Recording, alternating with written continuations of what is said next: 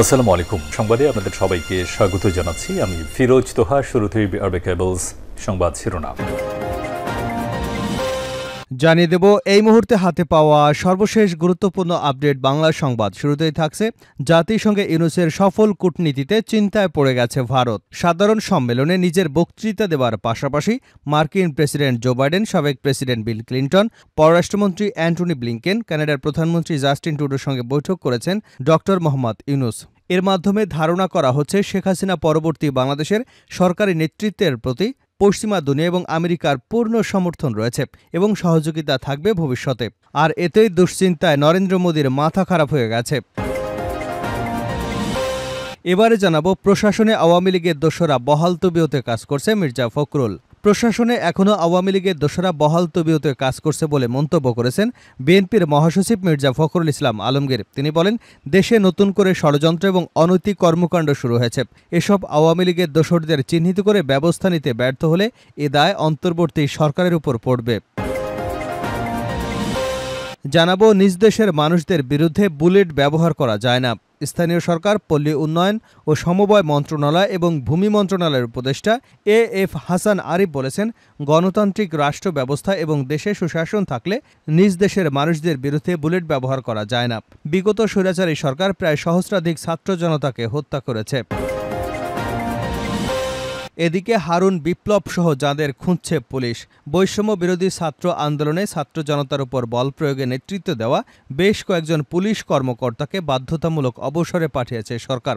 এরপর তাদের কয়েকজনকে গ্রেপ্তার করা হয়েছে। তবে অভিযুক্ত অনেক পুলিশ কর্মকর্তা ৫ই অগাস্টের পর আর চাকুরিতে যোগ দেননি।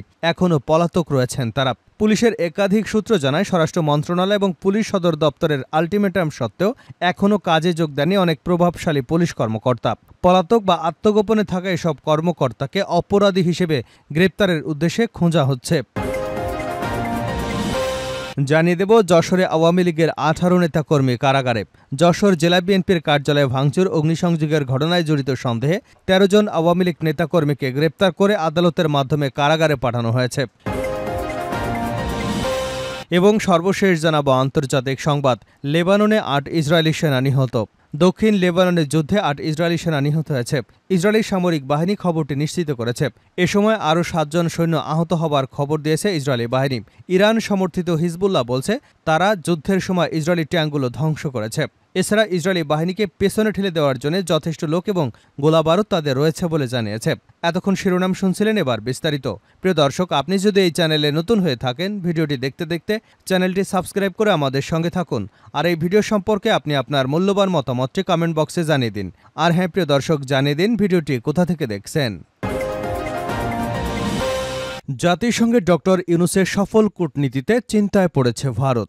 অন্তর্বর্তীকালীন সরকারের প্রধান উপদেষ্টা মোহাম্মদ ইউনূসের জাতিসংঘের দুর্দান্ত কূটনৈতিক সাফল্যের চিন্তায় পড়ে গেছে ভারত সরকার। সাধারণ সম্মেলনে নিজ বক্তৃতা দেবার পাশাপাশি মার্কিন প্রেসিডেন্ট জো বাইডেন, সাবেক প্রেসিডেন্ট বিল ক্লিন্টন, পররাষ্ট্রমন্ত্রী অ্যান্টনি ব্লিংকেন, কানাডার প্রধানমন্ত্রী জাস্টিন ট্রুডোর সাথে বৈঠক করেছেন ড ইউনূস।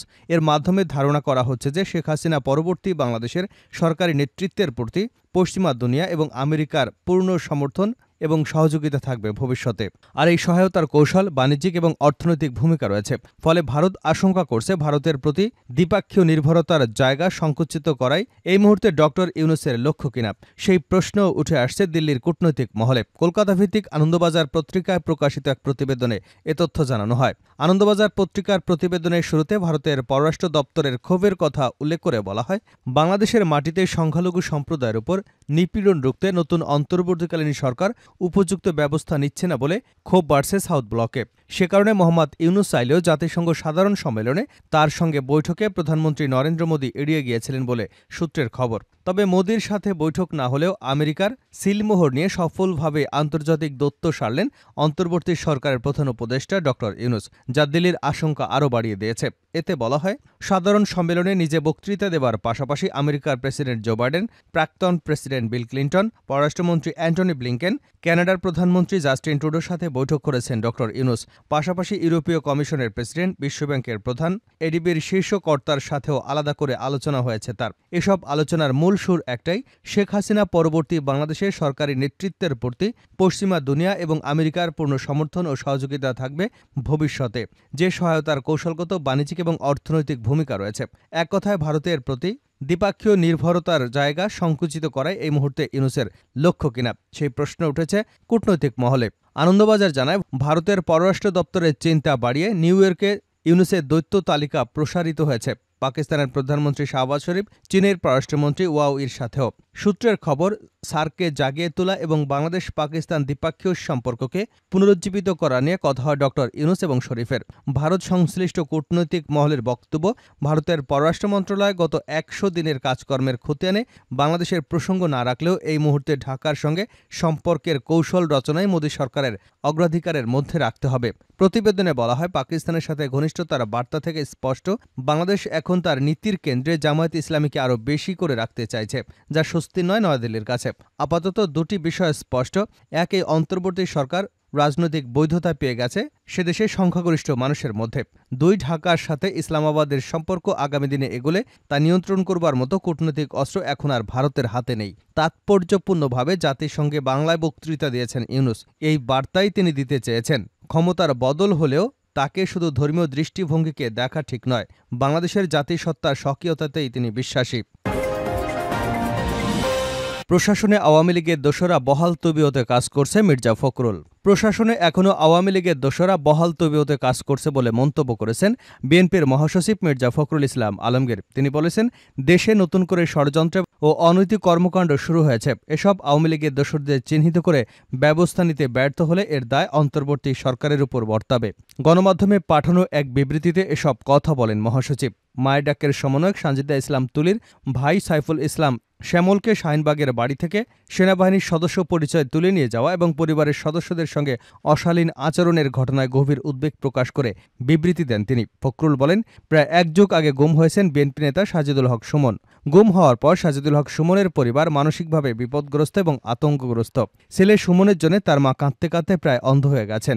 গুম হবার এত বছর পর আবারও ৩০ সেপ্টেম্বর সেনাবাহিনীর পরিচয় তাদের বাড়িতে অভিযান চালিয়ে সাজিদুল হক সুমনের ভাই সাইফুল ইসলাম শ্যামলকে তুলে নিয়ে যাওয়ার ঘটনা পরিবারটিকে আতঙ্কিত করেছে।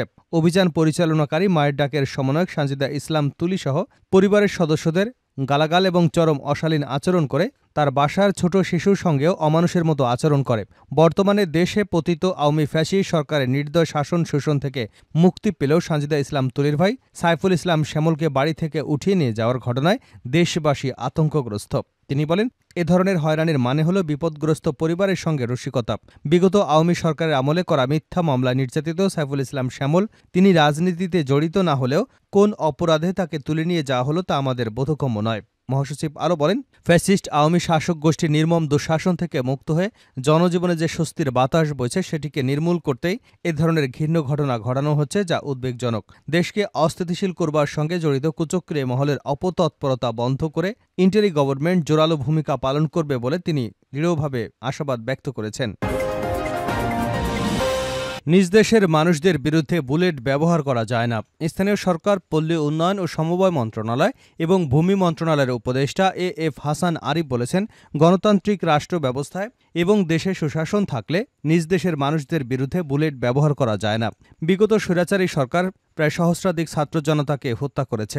বিকেলে সচিবালয়, পল্লী উন্নয়ন এবং সমবায় বিভাগের সভাকক্ষে জার্মান রাষ্ট্রদূত অখিম ইস্টারমার সহ আন্তর্জাতিক সহযোগী প্রতিষ্ঠানের প্রতিনিধিদের সঙ্গে সৌজন্য সাক্ষাৎকালে তিনি এসব কথা বলেন। হাসান আরিফ বলেন, ছাত্র জনতার অভ্যুত্থানে গঠিত অন্তর্বর্তী সরকারের মূল লক্ষ্য সংস্কার। যেসব প্রতিষ্ঠানে ত্রুটি রয়েছে অন্তর্বর্তী সরকার তা সংস্কারের ব্যবস্থা নিচ্ছে। এর মধ্যে ৬টি কমিশন গঠন করা হয়েছে। যাদের কমিশনগুলোর প্রধান করা হয়েছে তারা সবাই সমাজের বিজ্ঞজন এবং স্ব ক্ষেত্রে সংশ্লিষ্ট বিষয়ে অভিজ্ঞ। স্থানীয় সরকারের জনপ্রতিনিধিদের অপসারণের পর নাগরিক সেবা ব্যাহত হচ্ছে কিনা এ বিষয়ে মন্তব্য করতে গিয়ে উপদেষ্টা বলেন, ফ্যাসিবাদ সরকারের পতনের পর সিটি কর্পোরেশন, পৌরসভা, জেলা পরিষদ, উপজেলা পরিষদের অধিকাংশ প্রতিনিধি পালিয়ে গেছে। এমনকি অনেক ঠিকাদার ভয়ে লোকলজ্জায় মুখ দেখাতে পারছে না। আমরা নাগরিক সেবার কথা চিন্তা করে এসব প্রতিষ্ঠানে তাৎক্ষণিক প্রশাসক নিয়োগ দিয়েছি। জন্ম, মৃত্যু সনদসহ নাগরিক সব সেবা দিতে নিযুক্ত প্রশাসকরা কাজ করছেন।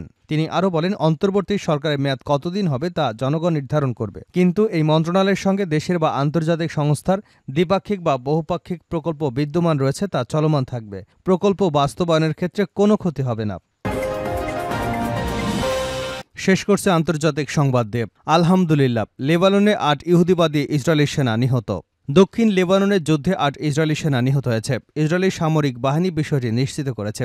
এ সময় আরও ৭ জন সৈন্য আহত হবার খবর দিয়েছে ইসরায়েলি বাহিনী। ইরান সমর্থিত হিজবুল্লাহ বলেছে, তারা যুদ্ধের সময় ইসরায়েলি ট্যাঙ্কগুলো ধ্বংস করে দিয়েছে। এছাড়া ইসরায়েলি বাহিনীকে পেছনে ঠেলে দেওয়ার জন্য যথেষ্ট লোক এবং গোলাবারুদ তাদের রয়েছে বলেও জানিয়েছে। ইসরায়েলি প্রতিরক্ষা বাহিনী বলেছে, যেসব সেনা মারা গেছে তাদের মধ্যে ৩ জন ইগোস ইউনিটের। লেবাননের আক্রমণ করবার পর ইসরায়েলি সেনার মৃত্যুর ঘটনা এটাই প্রথম। লেবাননে হিজবুল্লাহ ইরানের একটি প্রতিরক্ষা ঢাল হিসেবে কাজ করে আসছিল। ইসরায়েলের প্রধানমন্ত্রী বেঞ্জামিন নেতানিয়াহু নিহতের জন্য সমবেদনা প্রকাশ করে একটি ভিডিওতে বলেছে, আমরা ইরানের বিরুদ্ধে একটি কঠিন যুদ্ধের টান সময় পার করছি। এই চক্র আমাদেরকে ধ্বংস করে দিতে চায়, কিন্তু তা ঘটবে না, কারণ আমরা একসঙ্গে পাশে থেকে ঈশ্বরের সাহায্যে সবাই মিলে জয় ছিনিয়ে আনব। মার্কিন এবং ইসরায়েলি কর্তৃপক্ষের বক্তব্য অনুযায়ী গত ২ মাসে সশস্ত্র সংগঠন হিজবুল্লাহর অর্ধেক অস্ত্র ধ্বংস করা হয়েছে। তাদের শীর্ষ নেতৃত্ব শেখ হাসান নাসরুল্লাহ নিহত হয়েছেন। লেবাননে প্রবেশ করেছে ইসরায়েলি সেনারা। লেবাননের সম্মুখ যুদ্ধে ইসরায়েলি সেনাদের প্রতিহত করবার দাবি করেছে হিজবুল্লাহ। বুধবার দুবার মুখোমুখি লড়াই হয়েছে বলে জানিয়েছে তারা। সংগঠনটির বক্তব্য, এগুলো যুদ্ধের প্রথম পর্যায়। ইরান সমর্থিত হিজবুল্লাহ গোষ্ঠীর সঙ্গে গত ১ বছর ধরে ইসরায়েলের সীমান্ত সংঘর্ষ চলে আসার মধ্যে লেবানন ফ্রন্টে এটি ছিল ইসরায়েলি সেনাবাহিনীর জন্য সবচেয়ে প্রাণঘাতী দিন। ইসরায়েলি সেনারা লেবানন সীমান্ত এলাকায় ঢুকে স্থল হামলা শুরু করবার পর বুধবার তাদের সঙ্গে প্রথম মুখোমুখি লড়াইয়ের খবর জানায় হিজবুল্লাহ যোদ্ধারা। দক্ষিণ লেবাননে সীমান্ত শহর মারুন ইরাস এবং ইসরায়েলের ৩টি মারাকাবা ট্যাঙ্ক রকেট হামলায় ধ্বংস করে দিয়েছে বলেও দাবি করেছে তারা।